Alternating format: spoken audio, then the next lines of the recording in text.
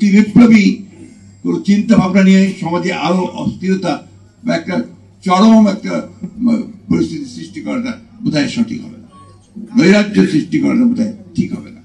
এই কথাগুলো আমাদের মাথায় রাখতে হবে। এই মুহূর্তে আমি সব পাল্টে দেবো, এই মুহূর্তে আমি দখল করবো, এই মুহূর্তে আমি সব অন্যায় করে দিব, এটা হয় না।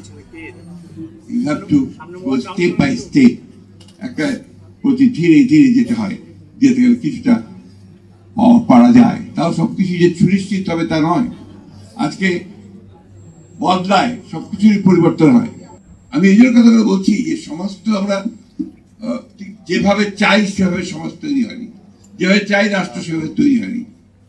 আমি ধন্যবাদ দিতে চাই ছেলেদেরকে, তারা এই বিষয়গুলোকে সামনে নিয়ে এসেছে। এখন কথা হচ্ছে একই সঙ্গে একটা কথা মনে রাখতে হবে সবসময়, যে হঠকারিতা করা যাবে না। আজকে সোভিয়েত ইউনিয়নে বিপ্লব হয়েছে, সেই বিপ্লব তখন সত্যিকার অর্থেই গোটা পৃথিবীর নির্যাতিত মানুষের সামনে সেটা একটা স্বপ্ন ছিল, যে সোভিয়েত ইউনিয়নের বিপ্লবের মধ্যে দিয়ে, লেনিনের কথার মধ্যে দিয়ে সেই যে বিপ্লব প্রতিষ্ঠিত হলো, সমস্ত মানুষের ভাগ্য পবিত্র হবে, গরিব লোক অনেক ভালো থাকবে, এটাই ছিল ব্যাপারটা। দেখা কি গেল কিছুদিন পরে, বেশ কিছুদিন পরে ওখানেও সেই সমস্যা তৈরি হলো, সোভিয়েত ভেঙে গেল।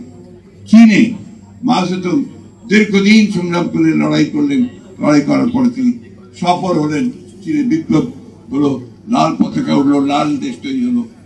এখন সেই চীন কোন দিকে গেছে? পরিবর্তন। আমি তো স্মারক করছি না, এটাই বোধহয় ধারা। প্রয়োজনের সঙ্গে সঙ্গে অর্থনীতি পাল্টায় বলে, প্রয়োজনের সঙ্গে সঙ্গে তার ব্যবস্থা পাল্টায়, এবং সেটা পাল্টাতে হয়।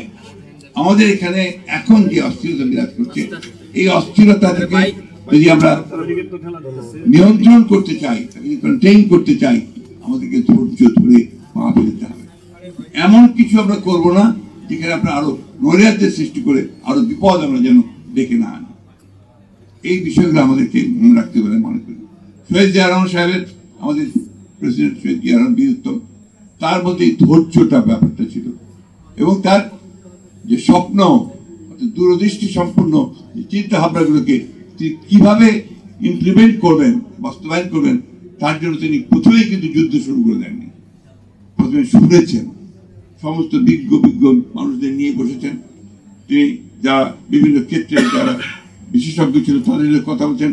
রাত্রে 2টা-3টা পর্যন্ত তিনি এদের নিয়ে কথা বলতেন। একটা রাত ছিল না যে যখন তিনি রাতে এইসব বিশেষজ্ঞদের সঙ্গে কথা বলেননি, কথা বলেছেন, শুনেছেন, তারপরে তিনি কাজ শুরু করেছেন। যারা অবদান রেখেছেন আমাদের এই রাষ্ট্র গঠনে, 69 মুভমেন্টে তখন মাহবুবুল্লাহ ছিলেন একজন দিকপাল। তার বক্তৃতা শোনার জন্য সেই সময় হাজার হাজার ছাত্ররা চলে আসত। সেই মাহবুবুল্লাহ 71 সালে যুদ্ধের পুরোটার সময় পাক সেনাবাহিনীর কারাগারে ছিলেন, তার মৃত্যুদণ্ড হয়েছিল। এই কথাগুলো কিন্তু অনেকেই জানে না।